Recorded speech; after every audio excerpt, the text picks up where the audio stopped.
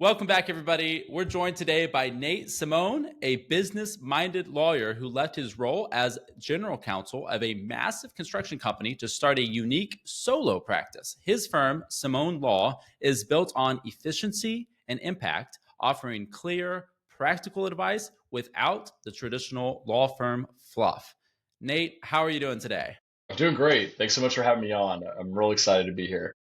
Welcome, Nate. Welcome. Excited to have Thanks, you. guys. I told y'all this is like a dad dream for me. As somebody that, my wife will tell you always has one AirPod in and is listening to a podcast typically 18 hours a day. This is pretty exciting. You have joined the fellow dads on the podcast. There you go. So yeah. Congratulations.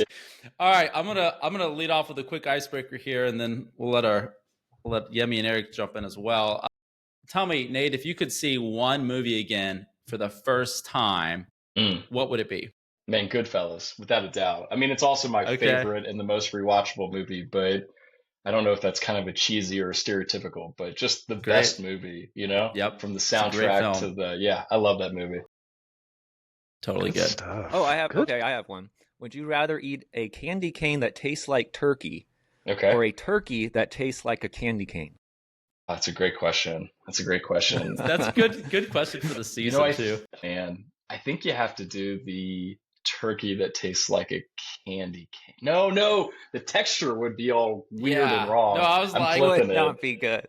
Yeah, I would say candy cane seems a little easier. It'd be weird. It's more like jerky, kind of like that. Yeah, there you go. I like that. Man, that's I've heard a lot of icebreakers in my day. That's a first right there. Then Nate, one more for you. You've got your own late night talk show. Who do you invite as your first guest and why? I hope this isn't controversial, but I've just been listening to a ton of Shane Gillis podcasts lately. Yes. He's so funny. He makes me laugh more than any person ever. So it would be him just because I think I would laugh nonstop. Yeah. When you get Shane Gillis on your podcast, I'd like an invite, please. Yeah. Same. That's awesome. Good stuff. All right, man. Well, heading us off here, let's catch our listeners up a little bit. Obviously, you come from a background as general counsel for it's like $4.5 billion construction company, right? So it's pretty notable experience. I think, and this is, I haven't asked you this yet personally since I got to meet you. We've talked a little bit here and there, but I think most people in your position are going to be pretty happy to stay in that corporate setting. It seems pretty comfortable. It's not like you're probably hurting all that bad. So tell us kind of what the defining moment was that made you start Simone Law and got you kind of out doing your own thing. No, it's a great question. I love my time at Gray. It was a great experience. I just think, as the company grew, I did a bad job from the beginning of setting boundaries. And I think, we've got 3 small kids at home. We were blessed to have twins in February after, a 4-year kind of fertility journey that involved way too many shots and way too many doctor's visits. But, God was good and blessed us with that. And, I think, we're kind of in this weird, I think all of us are in this weird kind of middle age where we're not old, but we're also not young anymore, right? I'm 39 and, you're starting to kind of think of like, what is your life going to really look like? And, for me, I just the last, 2 or 3 years, I'm naturally a pretty happy, a pretty goofy guy, but I was pretty grumpy. And I would, often, I felt bipolar almost. Like I'd have really, really good moments and really, really frustrating moments. So I remember it was like April and, my great wife, Jessica, I came home one day and I just said, Jess, I want to quit my job. I didn't have anything lined up. It can kind of take a little bit of time to find something. So I said, hey, I want to quit. I want to take a 3-month sabbatical and I have no idea what I want to do. And she said, that's great. She kind of said, hey, you've been kind of grumpy the last couple of years. And I think it's, we kind of had permutations of this. And, it's funny. I mean, sometimes it is kind of crazy. You kind of float above yourself and hear the story. But, I really have to thank her because, it would have been really easy for her to kind of, it was a very comfortable life. But I think, my family, my faith, my health were definitely not my priority. So, it was just, and then it kind of just went from there. You mentioned, Nate, your firm is for the people who actually build things. What was it about working with those clients, and that's the contractors, small business owners, that you found was missing in like the traditional legal service model? Yeah. Well, it's hard. I hope y'all have not had to have too much experience with lawyers, but the model, it's a very traditional model, right? And I think, it's a very risk averse model too. And as a general counsel, I was a pretty big purchaser of legal services. And, we worked with great firms across the country, but I think, it can be really expensive and, it's hard. I mean, even for me, billing hours today, it's kind of, it's a weird experience to think like, you just worked an hour and somebody's going to pay you a certain amount of money for that. But I wanted to kind of make these services more accessible because I'm really passionate about the construction industry. It's a really good group of guys and gals, that it's very noble profession that kind of non cheesy builds this country. What's been really fun is the majority of my client bases now is are trade contractors, concrete companies, electrical companies, that actually employ the men and women that go out in the field and work for a living. So that's been so fun. I mean, a lot of times, it's funny. A smaller client, they're doing a project for one of the largest contractors in the country, and I was helping them this week, and we got on a phone call. It's a relatively small scope, and it's me and this principal for the concrete company, and the other company had 12 individuals on the line. It's like you kind of do feel like you get to kind of help the little guy, for lack of a better word. So no, it's been so rewarding and so fun. It's been fun how thankful they are to you're kind of shepherding through these kind of difficult times, and no one likes dealing with contracts, right? And it's a weird thing that I really like doing. It feels like a Sudoku or a puzzle for me. That's great. That's awesome. That's great. I'm curious. I've heard you say in some of your stuff that you're lean, nimble, and mean. Yeah. I think people know what like nimble and Sure. lean, what those are. So give us some context for mean. What do you mean by the fact that you're mean? I was like, that's cool. Yeah. Well, I mean, sometimes you kind of have to be an advocate for your client, right? It's not my personality, but I think sometimes, you have to be, you always want to be respectful. I heard this in, I think, a sermon. It's like all behaviors and all personalities and anything people do, even some really, crazy or off the wall stuff, it's all explainable if you know enough about the person or their personality or their background. So, I think with that, you just want to be a aggressive advocate for your client, but always in a polite and respectful way. I think, being a lawyer, it's a very difficult job. So, Aram, you run this awesome cleaning business. I always think, so you're going out to meet a client, can you imagine a competing company just being right there saying everything you're saying to the prospective client is wrong and objecting, and, they're doing everything they can to prevent you from getting that job. So I'm a big believer in, I just had a matter of resolve where, the whole time myself and the other side had very different, beliefs on what happened in the matter. But, we were always super nice and super friendly. And there were a couple times where this was the other side had an attorney that was dealing with a lot and, asked a couple times to move calls, and it was never a big deal. So I think you can be lean, mean, and nimble and still be, considerate and gracious at all times. So I think, lawyers being nice and civil to each other is something I try to do at all times. How long have you had the business going? Yeah, and so I mean, it's no, it's a great question. I took a 3 month sabbatical after I retired in May, and I started in early August. So it's grown quickly. I've got over 20 clients right now. I work at Awesome Inc. And that's where I had a chance to get to meet Aram, and that's where I currently am right now. So, my practice is really just focused on three things. I'm doing transactional work, so contract review, anything contract related. I'm fractional general counsel, so I saw a need, for smaller companies that were growing. We had a multi-lawyer risk department at Gray when I left. And, some companies, they can't afford or don't want to have an in-house attorney. So it was fun to get to partner. I've got a couple of clients that I serve as fractional general counsel, and I get to do things outside of just legal work for them. So that's fun. And then I'm lucky enough to serve on the board of a couple companies as well. So that's a great experience and really enjoy that. So, it's kind of focused really in those three areas, not a lot of litigation, and really not a lot outside construction. There's a little bit of adjacency, some material suppliers, hopefully a really good cleaning company, but it's been good. It's funny when we were down here for Awesome Inc. Soup Day like a week or two ago, we came in and Nate was there in the kitchen. My wife comes in with all the kids and like, oh yeah, guys, this is Nate. He's our future Lex Clean counsel. And they're like, what's that? And I gotta say, Aram has like the cutest family of all time. I still, Aram got first, I got second in the soup competition, and I'm protesting it. Wait. You need to say, I'm gonna make sure my wife hears that I got first place. Sorry, Beverly got first place, I guess. But his kids were adorable.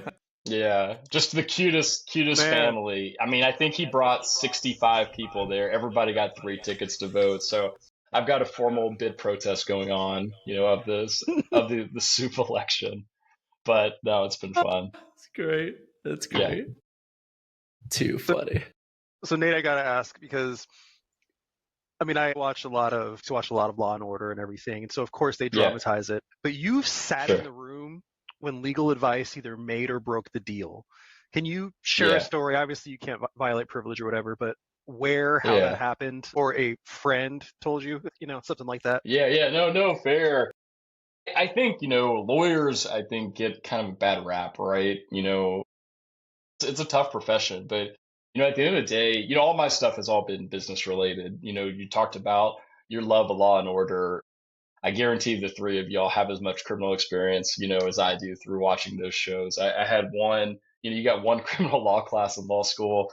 There was a crim procedure class that I may have shown up late and the teacher may have yelled at me and I may have dropped the class right afterwards. So, I think for, my stuff, again, it's all been business, but, you're still, when you're advising these deals, you kind of have these go, no go, they're really stressful times. And I think, a lot of it is you can't forget the human element, of all these parties with it. So even these, CEOs and high powered kind of business, they're their own personal biases and frustrations and, emotions that come into play. So you're really kind of advising, it's kind of this fun, you kind of get to be their priest and best friend and philosopher, or not philosopher, and therapist, too. And a lot of it, I think, to me, any success I've had is, construction. Ray was so fantastic with me and giving me opportunities. When I first started there, I was a 20 something lawyer with only 2 years of experience. So I was their first in-house lawyer, and they had me rotate around the business for a year. So I got to spend 6 months as a field engineer walking through wet concrete and being on site. And that really helped me kind of learn the business. And I think anything I do on a deal or a contract, it's all about knowing what is actually going on and what's the real risk. And I think it's really important. It's maybe not the most appropriate, but I always say from the movie Training Day, Denzel Washington's character says to be a good narcotics officer, you have to know and love narcotics, right? So I always say to be a good construction lawyer, you've got to know and love construction, So that's been a big part. So yeah, it's been, it can be stressful, and it's hard not to take some of the stress home with you. I kind of have to remind myself sometimes that you are just an advisor. But it's really enjoyable when you can help make people's lives just a little bit easier, just kind of say it's going to be okay. That's good. It's good. It's funny because, I think of what you're doing now as pretty neat in that you're really trying to service, like you said, the little guy, right? The people that maybe wouldn't consider legal stuff. And in my particular industry, I haven't had legal hangups or any real problems of any notable concern.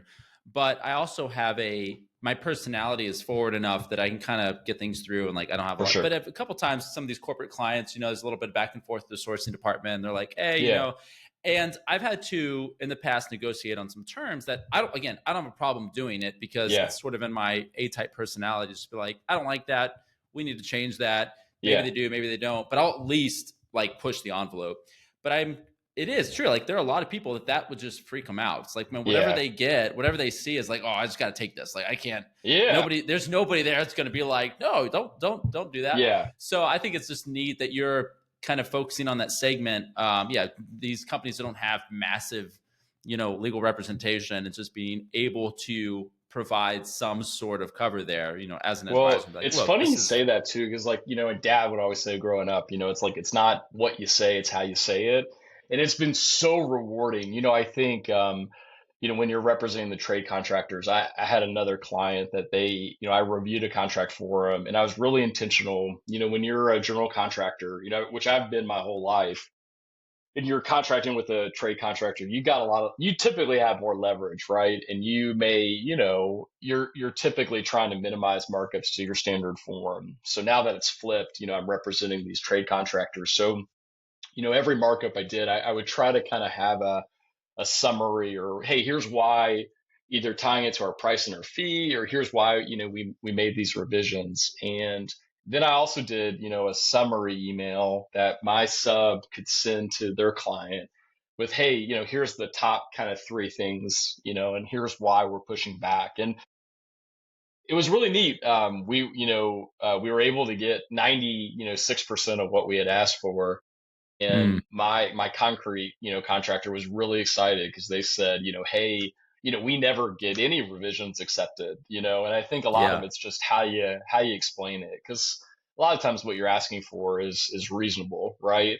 And there's a middle ground to be had. So I think a lot of things, are just, again, how you present it. At what stage should a small business be looking at actually getting counsel? Yeah, it's a really good question. And I think it depends, obviously for every business and every industry. So I think construction, I see a lot in Kentucky, we've got a lot of kind of 200 to 400 million size, contractors. Construction's always going to seem almost higher, than it is, because, you're getting these contracts, and then you're contracting out a lot of the work. I think what I would advise businesses is that it's really helpful, I think, for companies that have the patience and the foresight to invest their time into inexperienced individuals that are going to learn their business and their industry. I think that's what I've seen to be the most successful, is if you can kind of have that. Now, Gray was very, on the forefront, investing a whole year into me, but I think getting these inexperienced individuals and letting them grow up within your company and learn them, I think are great opportunities.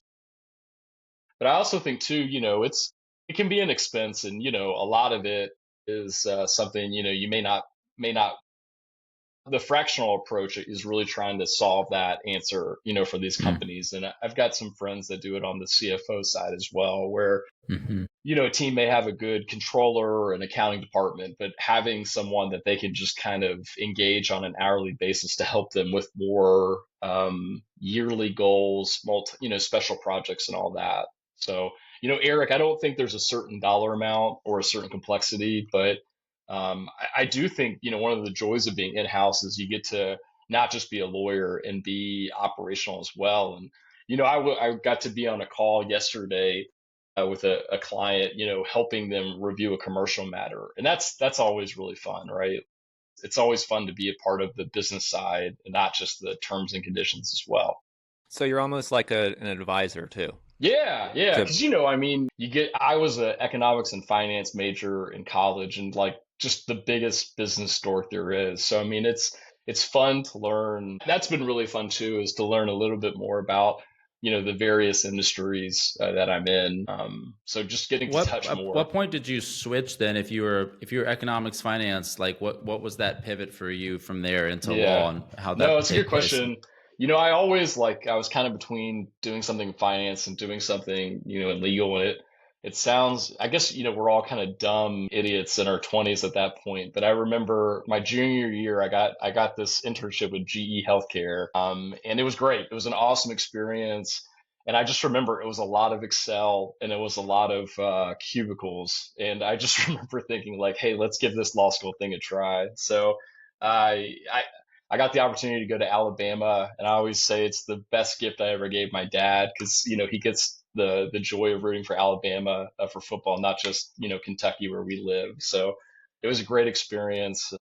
I think law school is I've had to dissuade some young individuals from going to law school, but it was the best for me. It allowed me to kind of jump forward in my career a little bit. That's good. We we won't tell anybody that you have some family rooting for Alabama. We're just gonna. There you go. That sounds good. Go ahead. I mean, it's not Duke, so it's not too bad. It's not Duke. It could be a lot worse for sure. It's not Louisville, That's true. So. Yeah, it's could get worse. And it could have been like something gross like Ohio State. So there you go. That, or Tennessee or Florida. Yeah. That's great. Are there any trends that you're seeing maybe coming down the road or potentially in the near future for the construction industry or, trades in general from a legal perspective that you're just aware of that maybe would be something that you would caution people to be thinking of or to be looking ahead for? Well, I mean, AI is what's on everybody's mind, right? From a legal side. And it's something like when I was in my role, I was a very old man and did not use it at all. And, now I've really learned to embrace it. And, especially being a small business owner, where I probably use it the most is all of the random accounting and finance questions I have. So, okay, I settled a matter. It was a contingency matter. You have a trust account that you have to have. And I've never done this before. And, you deposit the money into the trust account and, you have your client sign a disbursement of funds. And then I have to record all of that in QuickBooks. And, ChatGPT Pro, I always joke that it's my CFO and my marketing, professional. It helped me kind of with that accounting, piece and that. And it's amazing what it's good at and what it's not good at. And what I would tell, I'm sure, we saw it at Gray when we would get letters and, you could tell ChatGPT wrote it.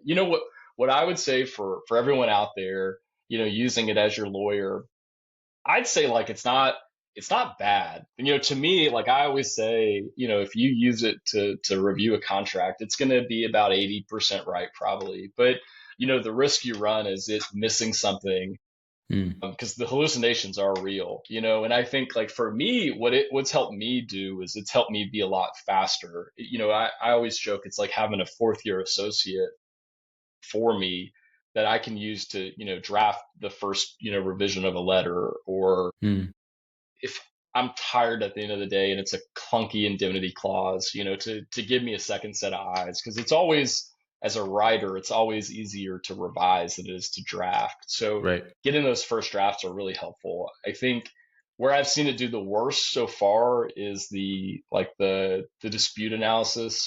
Like its application of case law and statutory analysis seems really bad right now. And again, with the hallucinations, which I guess is the cool, trendy word for when it just messes up. It'll say a case and cite a case, and then you go read the case and you're like, this is not in it at all. I would caution, lawyers using it, make sure it's an area, an area of law, and for non-lawyers, again, I think we all have kind of the economic value play we have to do, right? And, for me, for example, I mean, I think I've been up front, it created my graphics, and logos and, may have been the start of some drafts on LinkedIn for some marketing posts, maybe. But yeah, it's, I think it definitely has its limitations, and you just have to kind of be aware of those. So, Nate, I noticed on your site, because I was looking, and we'll address the one of your testimonials in a moment, but the 10% profit donation to charity is a powerful differentiator. Where did that come from? Why is it important for you to involve your clients in that process? Yeah.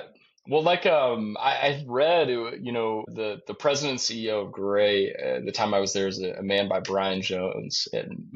Brian Jones, and he's a man of faith and just a really neat person. And I think he had brought it up, and there were a couple businesses that had they were donating 50% of their profits. I think there was like an investment group that had done it, and I thought it was like the neatest thing. So, this is kind of my starting attempt to start. The goal is to hopefully over time increase that percentage, but I wanted to do something that like actually would make an impact. So what I've done is like I think I've announced one so far. I've got, there are two more that will be announced, charities that, with kind of friend and client and community engagement, I've kind of picked. And then every client of my little firm will get the chance at the end of the year to vote for one of these three charities. And then we're going to donate 10% of our profits to that. Thankfully, there have been profits, when Lex Clean really starts rolling in. But it was just something, we've had the opportunity to do a couple little small impromptu things, and it's just, Cool. it's fun. I think, charity and donations and, volunteering has always been an important part of, our life. As a young lawyer, you serve on these nonprofit boards, and they're great experiences, but about 5 years ago, I said, never again. Like I'm done. And I started, volunteering at the Hope Center once a week to serve food. And, it's a small impact, but it feels so much better having that direct, impact versus, not to undermine those. Those are some great, fundraising and volunteering and all that. Yeah. Trying to pick, nonprofits and charities where you feel like they're, making an impact in our communities. No, I appreciate that. It's something I'm really proud of, and again, hope to get that percentage kind of up as time goes on. Absolutely. Well, yeah, I love that. Nate, let's wrap this up. Okay, what is your ultimate vision for Simon Law? Simone, you're good. Yeah, definitely. I like Simone better. Simone Law. But what is your ultimate vision? Like, when you're wildly successful, what change do you think you would have brought to the industry? This is not a very good entrepreneurial story to tell, so I apologize for that. But like, I really don't want to be doing much more than what I'm doing right now. To me, one of the neatest things that I love about it is that my focus now is kind of back on my family and my health and, my faith, and my career is important, and I care about my clients, but I really try to only work 30, 35 hours a week. So I don't want to grow it much more than it is. Yeah. Anybody that knows me, my favorite parable was like the fishing village, right? Which I'm sorry if y'all have heard it. I think I found it on a Jimmy John's cup. So that was where I found inspiration. It's like some business people are at a fishing village and they say, hey, we've got to package this up. We could sell it to an investment bank. It's great here. And they say, well, why would we do that? They say, well, after you work hard and hit 60, you can retire and you can fish all day. They're like, well, that's what we do already. So I'm trying my best to fish every day. And, for me, that's going on lots of walks. If you're in downtown Lexington, you'll most likely see me out there, and then just being able to spend time with my wife and family. So awesome. I really don't want to hire anybody. I'd be open to partnering probably with like-minded individuals, but, I want people to be able, for better or worse, to have access to me. And thankfully with technology now, the admin side is relatively straightforward. So, I'm able to do all that internally. And again, such a dork that like, I like doing all of it. So. That's awesome. You could always turn it into like a blueprint or course so other people that are just as passionate can already just have like a lane to go in. I will say I've already explored my like trying to create a Simone Law LLM with the learning models to just complete failure. So there will be thank God there will be no virtual Nates out there. Oh, that's great. Yeah. Well, Nate, this has been a ton of fun. I appreciate you coming on and sharing with us.